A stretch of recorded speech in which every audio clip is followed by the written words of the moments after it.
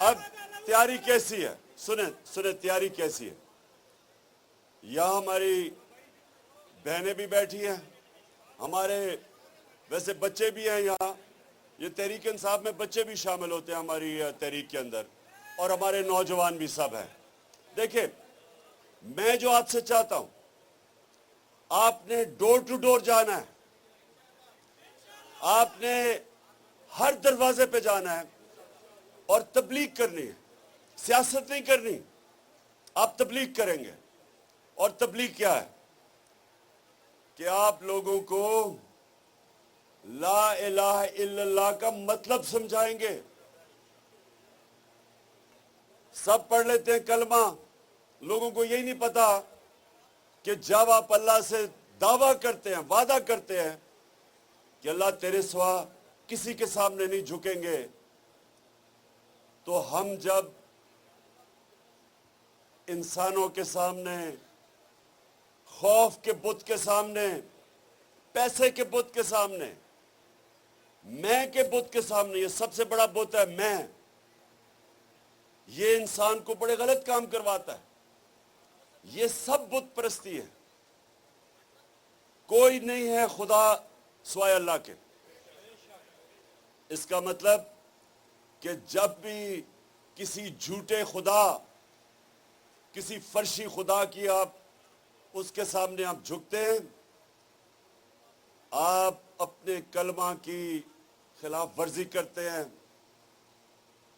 आप बुत परस्ती करते हैं, आप शिर्क करते हैं।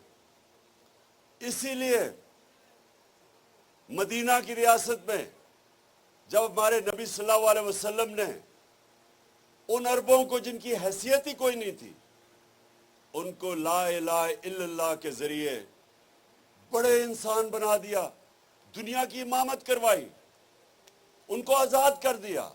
ला इलाहा इल्लल्लाह आपको आजाद करता है।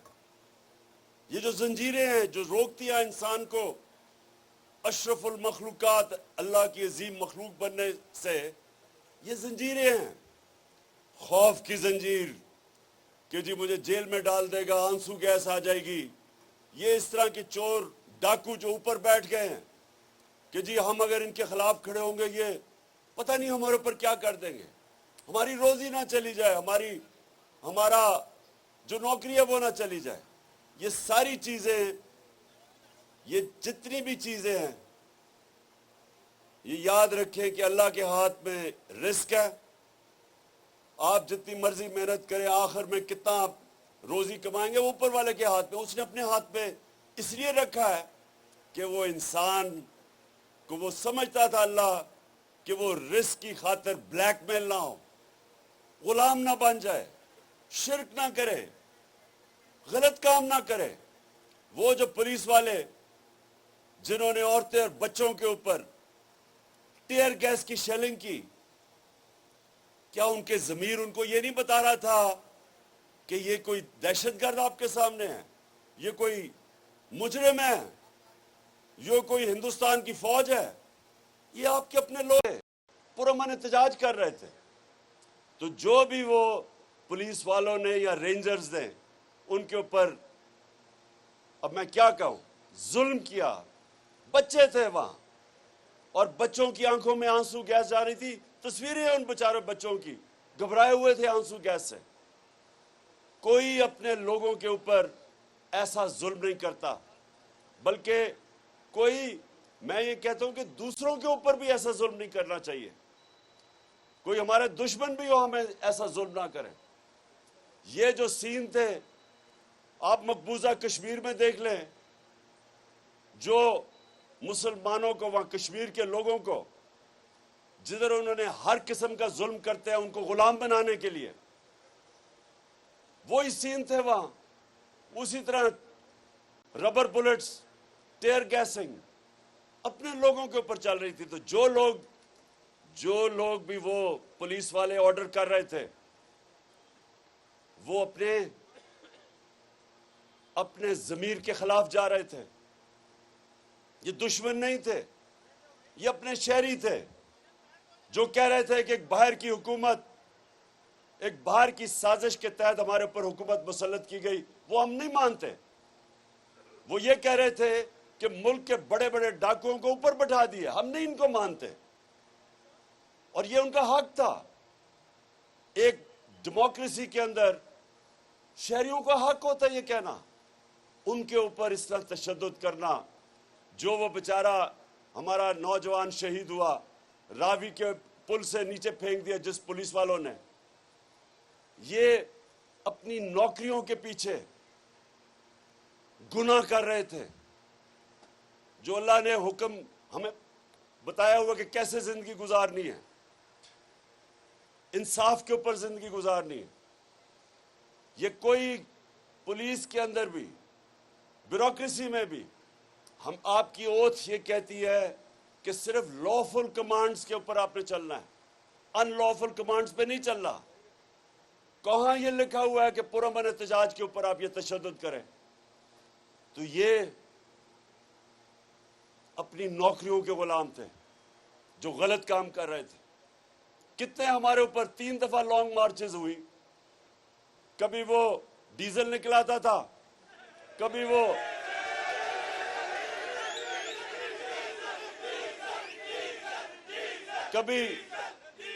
कभी कैंपेन टांगने वाली निकलाता था। क्या हमने कभी इनके रास्ते रोके, कंटेनर खड़े किए, इनको टेयर गैस की? बल्कि मैंने तो दावत दी थी कि हम अपना कंटेनर भी दे देते हैं आपको, आ जाएं, हम बल्कि आपको खाना भी पहुंचा देते हैं, क्योंकि हमें किसी से नहीं डर। इनको किससे डर था? और इनको बिल्कुल ठीक डर था। इनको डर ये था कि इतना आवाम का समुंदर जमा होने लगा है, इनकी कांपे टांगनी शुरू हो गई, और इसलिए पुलिस को इस्तेमाल किया, पुलिस को इस्तेमाल किया जुर्म करने पे। पुलिस जुर्म नहीं कर सकती। पुलिस का तो काम है कानून इंप्लीमेंट करना। तो जो रात के अंधेरों में दीवारें टाप के लोगों के घरों में गए, उनकी औरतें थी वहां, उनसे जिस तरह इनका रवैया था, एक 10 साल का फैसलाबाद में बच्चे को पकड़ के पुलिस लेके जा रही थी क्योंकि उसका बाप नहीं था। कौन सी दुनिया की जमहूरियत में यह होता है? कौन से करप्ट हुक्मरान इतने अवाम से डरे होते हैं कि ये पुलिस का इस तरह इस्तेमाल करते हैं? तो अल्लाह ने आपको आजादी दी है, आपको आजाद बनाया है, क्योंकि आपने अल्लाह से दावा किया ला इलाहा इल्लल्लाह, कोई नहीं है खुदा अल्लाह के अलावा। और आपको अपने ज़मीर के खिलाफ आपको रिजाइन कर देना चाहिए, बजाय अपने ज़मीर के खिलाफ जाओ, क्योंकि यह हुक्म है अल्लाह का। उसने हमें वाज़ेह तौर पे कहा हुआ है, अमर बिल मारूफ, मुसलमानों को कहे तुम अच्छाई हक के लिए खड़े होते हो, आपको उसका कमांड है अल्लाह का कि आपने राय हक पे खड़े होना है, आपने अच्छाई के साथ खड़े होना है। बस बस बस बस बस बस बस बस सुनो, अकल थोड़ी जरा सुनो, क्योंकि मैं तैयारी करवा रहा हूं आपकी अगली के लिए। नारे तकबीर का मौका मैं आपको बताऊंगा कब आएगा। अच्छा, अब सुने, आपको अल्लाह का हुक्म है कि अच्छाई के साथ खड़े हो, बुराई के खिलाफ खड़े हो। आपको अल्लाह ने कहीं भी इजाजत नहीं दी न्यूट्रल रहने की, हुक्म है उसका। इसलिए इंसानों के लिए आजादी नंबर 1 कि रिस्क अल्लाह के हाथ में है। आजादी नंबर 2 कि इज्जत जिल्लत उसके हाथ में है। कई लोग डरते हैं जी वो मुझे जलील कर देगा कोई। ये गंदे गंदे लोग जो आज हुकूमत में बैठे हैं, गंदी बातें, घटिया बातें, ये जो लोग हैं, लोग डरते हैं कि ये जलील कर देंगे। मैं जब से 26 साल से सियासत में हूं, जितनी इन्होंने मेरे पर घटिया बातें की, जातियात के ऊपर अटैक किए, क्या फर्क पड़ गया? क्योंकि इज्जत अल्लाह के अपने हाथ में रखी हुई है, वो किसी को इजाजत नहीं देता। नहीं तो पैसे दे के आप इज्जत खरीद लें। पैसे वाले लोग, अब देखें जो सबसे अमीर लोग हैं, जो एक लंदन में बैठा हुआ है, दूसरा सबसे बड़ी बीमारी आसिफ जरदारी, वो यहां बैठा हुआ है। अरबोपति हैं ये, लेकिन इज्जत नहीं है। बाहर निकलते हैं लंदन में तो वो सारे चोर चोर का शोर मार देते हैं, और ये पब्लिक में नहीं जा सकते क्योंकि एक मिनट सुनो, मैं जरा पहले पूरी बात सुनो मेरी। तो इज्जत अब अल्लाह ने अपने हाथ में रखी, कोई आपको जलील नहीं कर सकता।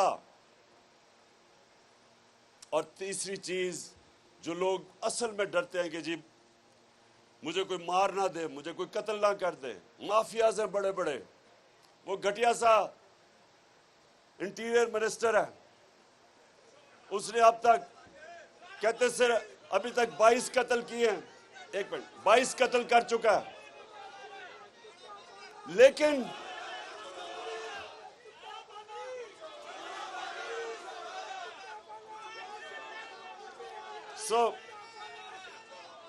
कहने का मतलब ये है कि कभी भी सुनो, कभी भी ये खौफ आपकी जिंदगी के मकसद में, आपके नजरिए के रास्ते में मौत का खौफ नहीं आना चाहिए, क्योंकि अल्लाह ने ये आपको कह दिया है कि उसने अपने हाथ में रखी हुई है।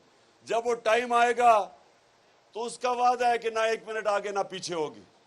तो उसने इंसान को आजाद कर दिया है। ला इलाहा इल्लल्लाह, कोई नहीं है खुदा अल्लाह के सिवा, इंसान आजाद है। और इसीलिए मदीना की रियासत में वो अरब जिनकी कोई हैसियत ही नहीं थी, इसी ला इलाहा इल्लल्लाह के ऊपर दुनिया की इमामत की उन्होंने चंद सालों के अंदर। तो आज पाकिस्तान जो बना था एक ही नारे पे कि पाकिस्तान का मतलब क्या और मेरा तेरा रिश्ता क्या, यानी कि बलूचिस्तान में भी लोग हैं, सारे कबायली इलाके, पख्तूनख्वा, पंजाब, नॉर्दर्न एरियाज, आजाद कश्मीर, सिंध, सबका एक रिश्ता है। जुबान भी उनकी फर्क है, लेकिन रिश्ता एक है, ला इलाहा इल्लल्लाह। इस पे बना था पाकिस्तान, इसने हमें इकट्ठा रखना था, इसने इस फेडरेशन को मजबूत करना था, इसने हमें आजाद करना था। इसके लिए कायदे आजम ने जद्दोजहद की थी कि वो ये नहीं चाहते थे कि हम हिंदुओं की गुलामी में रहें, वो एक आजाद मुल्क चाहते थे। तो वो ये भी नहीं चाहते थे कि हिंदुओं की गुलामी से निकल के अमेरिकनों की गुलामी करें हम, या ये चोरों की गुलामी करें। इसलिए ये आपकी जो आजादी मार्च है ये बहुत अहम है। ये तहरीक पाकिस्तान के बाद ये उतनी इस मुल्क के लिए अहम है, तहरीक हकीकी आजादी इन चोरों से। और अब ये देखें, मैं आज जरा आपको बताऊं कि इन चोरों के नीचे हुआ क्या है। ये 2 महीने के अंदर ये तो सबको पता चल गया ना कि महंगाई तो इनका इशू नहीं था, क्योंकि उन्होंने 2 महीने में वो महंगाई की है जो 3.5 साल में हमने नहीं की। वो आज बिजली भी गायब हो गई है, लोड शेडिंग की इंतहा, गर्मी की इंतहा, लोड शेडिंग की इंतहा, बिजली 10 रुपए यूनिट ज्यादा और अभी मजीद बढ़ेगी। डीजल और पेट्रोल 60 रुपए लीटर ज्यादा और मजीद और बढ़ेगा, और मजीद और बढ़ना है अभी। और ये भी सुना जरा, बिजली भी गायब, आज पेट्रोल गायब, रुपया गिर रहा है, रुपया कोई रिकॉर्ड पे पहुंच गया, डॉलर आज कोई 206 पे पहुंच गया, 200 और 208 206 पे। सुने जरा, स्टॉक एक्सचेंज कुछ 700 अरब रुपया उसमें से गायब हो गया। ये क्या हुआ है कि 2 महीने के अंदर जो मुल्क तेजी से तरक्की कर रहा था, जो इकोनॉमिक सर्वे के अंदर आया है कि पाकिस्तान की वो तरक्की थी पिछले 2 सालों में जो पाकिस्तान के पिछले 30 साल में सबसे बेहतर इकोनॉमिक ग्रोथ रेट थी उस मुल्क की, रिकॉर्ड के ऊपर हमारी सबसे बड़े आमदनी रिकॉर्ड, टैक्स कलेक्शन रिकॉर्ड, बाहर से ओवरसीज पाकिस्तानी रिकॉर्ड रेमिटेंसेस भेज रहे थे, एक्सपोर्ट्स रिकॉर्ड, हमारी फसलें पिछले 2 साल में जो ग्रोथ हुई है हमारे ज़राअत के अंदर 4 फसलें इस बारी रिकॉर्ड, पिछली बारी 4 फसलें रिकॉर्ड। एक मिनट ठहरो, चुप चुप चुप चुप चुप चुप, सुनो सुनो। ओहो, इंशाल्लाह इंशाल्लाह, लेकिन अब सुनो बात।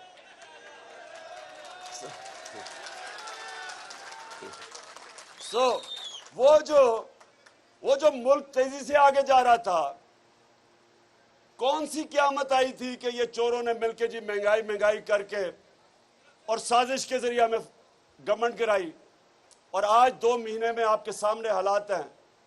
पाकिस्तान की रेटिंग, जो इंटरनेशनल क्रेडिट रेटिंग, वो नीचे, मूडीज, वापडा की क्रेडिट रेटिंग नीचे, जिसका मतलब कि जो हम 10 डैम्स बना रहे हैं वो मुतासर हो सकती है, क्योंकि फंडिंग बाहर से नहीं मिलेगी। और सबसे जो खतरनाक चीज वो ये कि हमारी एक्सपोर्ट्स 10% गिरी, और दूसरा जो रेमिटेंसेस पाकिस्तानी बाहर से भेजते थे वो गिर गई हैं।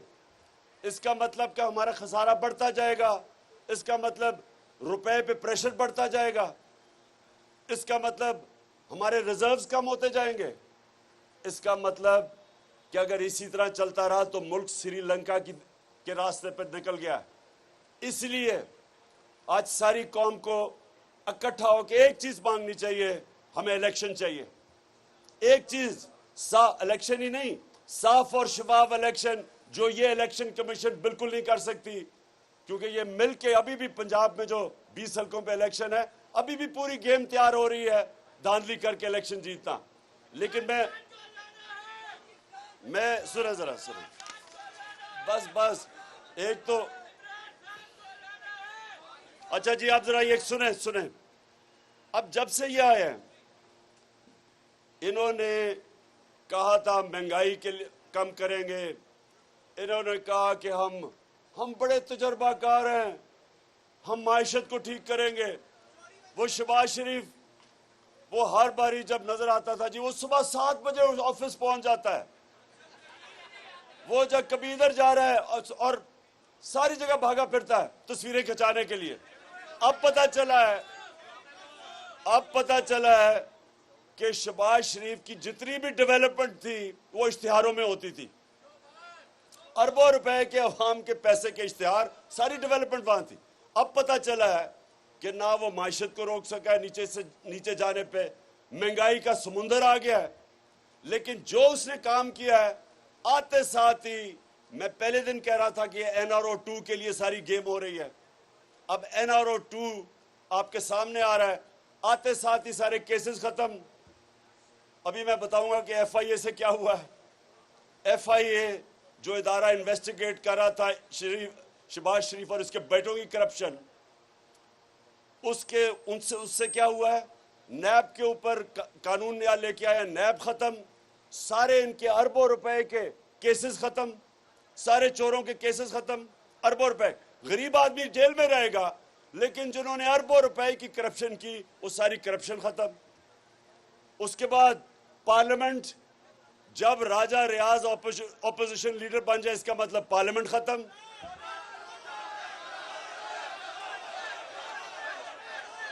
सहाफियों, आज जो सहाफियों से हो रहा है, जिस तरह की धमकियां मिल रही हैं, FIR कट रही हैं सहाफियों पे, मीडिया हाउसेस को धमकियां दी जा रही हैं कि कवर ना करो किसी तरह इमरान खान को, ये बहुत बड़ा कोई दुश्मन है मुल्क का।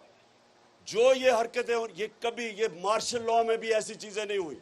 जो हमारे ऊपर FIRs कटी हैं, मेरे ऊपर कोई 8-9 FIRs है, मुझे तो भूल ही गया हूं कितनी ज्यादा, सारे कारकुनों पे कटी हुई हैं FIRs। और सिर्फ और सिर्फ एक कोशिश है, किसी तरह अवाम को खौफजदा करके और चुप करके बैठा दें। अब मैं ये जरा सुने कि शहबाज शरीफ के जो केसेस थे, उन लोगों से हुआ क्या। सबसे पहले आपको पता है ना, शहबाज शरीफ ने नौकरों के नाम पे अपनी शुगर मिल में, नौकरों के नाम पे 16 अरब रुपया नौकरों के नाम पे लिया। आप उसमें से जरा सुन लें। पहले जनाब बारी आई गुलजार अहमद, जो PN, जो कि चपरासी काम करता था, उसका, वो इनका वो भी इनके पैसे, उसके अकाउंट में भी पैसे आते थे, वो अल्लाह को प्यारा हो गया।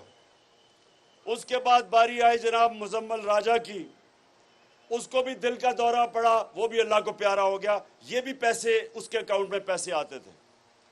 फिर जनाब गुलाम शबीर, वो भी एक था जिसके पैसे आते थे, उसको भी जनाब दिल के दौरे से वो भी अल्लाह को प्यारा हो गया। और फिर आप सब जानते हैं बेचारा मकसूद चपड़ासी, इसके पैसे आते थे। अच्छा, गुलाम शबीर जो था, ये गुलाम शबीर जो था, ये पैसे डालता था मकसूद चपड़ासी के अकाउंट में, तो गुलाम शबीर गया, सबको दिल के दौरे पड़े। मकसूद चपड़ासी 50 साल का भी नहीं था, वो दिल के दौरे से गया। फिर जो इन्वेस्टिगेटिंग ऑफिसर था डॉक्टर रिजवान, वो दिल के दौरे से गया। फिर जनाब एक और इन्वेस्टिगेटिंग ऑफिसर नईम, उसको हार्ट अटैक हुआ, लेकिन अल्लाह ने उसको बचा लिया। और फिर आज हमने खबर पढ़ी है, इमरान रजा जो एंटी करप्शन में, ये फैसलाबाद में, आप सोच रहे हैं फैसलाबाद में किसका वो इन्वेस्टिगेट कर रहा होगा, किसको? अब उसको पता चला, ये जरा सुने, पता चला जी वो अच्छा भला था, उसने जी खुदकुशी कर ली है। अब ये जो हो रहा है, ये क्या पैगाम जा रहा है? ये पाकिस्तान में ये पैगाम जा रहा है कि जनाब ताकतवर माफिया को कोई सरकारी नौकर हाथ ना डाले, कोई FIA वाला आगे से इनको इन्वेस्टिगेट ना करे। नैब वालों को सारों को डरा दिया कि जो इनके केसेस हैं चुप करके पीछे हट जाओ, ताकि ये सारे केसेस इनके माफ हो जाए। सबसे जो जुल्म हो रहा है इस मुल्क से, कि मुल्क चलता है मेरे कारकुनों, मुल्क चलता है इदारों पे। मजबूत इदारे मुल्क को मजबूत करते हैं। मुल्क चलता है रूल ऑफ लॉ, इंसाफ के ऊपर, कानून की हुक्मरानी के ऊपर। उसकी वजह से मुल्क ऊपर जाता है।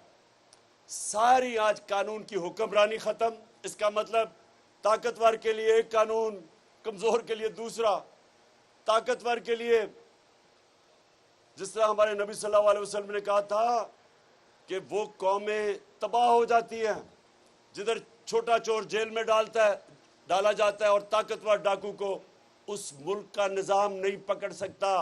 ये आपके सामने हो रहा है, ये तबाही आपके सामने है कि बड़े बड़े डाकुओं को पहले तो उन लोगों को डराया धमका, सबको डराया धमकाया जा रहा है। जो इन लोगों को, ये जो मर रहे हैं लोग, सब डरेंगे अब कि इनकी किसी चोरी के ऊपर कोई हाथ ना डाले। और दूसरा, सारा हमारा इंसाफ का निजाम, FIA जिन्होंने पकड़ना था चोरों को, नैब, जो भी हमारी एंटी करप्शन, क्योंकि ये एंटी करप्शन वाला आज पता चला जिसने खुदकुशी की है, इसका मतलब ये सब डरेंगे। एक इदारा बच जाएगा, वो है पाकिस्तान की अदलिया। लेकिन माजी में हम सबको पता है कि अगर शरीफ खानदान के लिए अदलिया उसके खिलाफ फैसला करती है तो सुप्रीम कोर्ट पे भी हमला हो जाता है। अगर खिलाफ फैसला करती है तो अरशद मलिक के ऊपर टेपें निकलाती हैं। पिछले चीफ जस्टिस जो थे साकिब निसार, उनके ऊपर टेप निकलाती है।